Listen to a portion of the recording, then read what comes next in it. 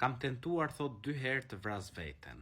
Hera parë kur ka qenë fëmijë dhe nuk e ka ditë ç'po bën. Dhe herën e dytë në depresion. Thot është gjallë sepse Zoti ma ka caktuar ditën.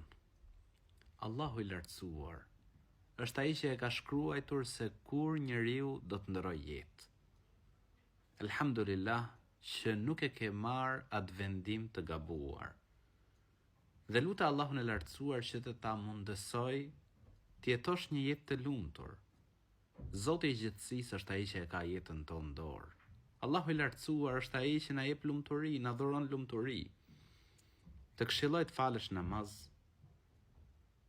dhe aty në sejdë ta falenderosh Zotin e gjithësisë që ta ka mundësuar të jetosh, ta ka mundësuar që mos ta marrësh atë vendim të gabuar.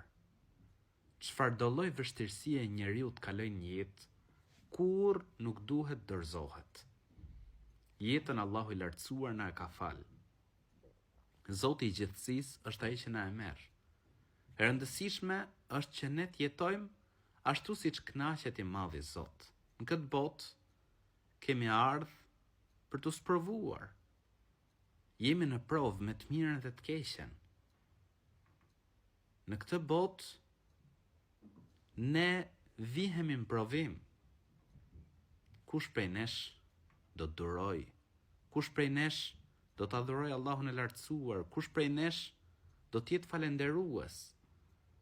Dhe në botën tjetër është shpërblimi.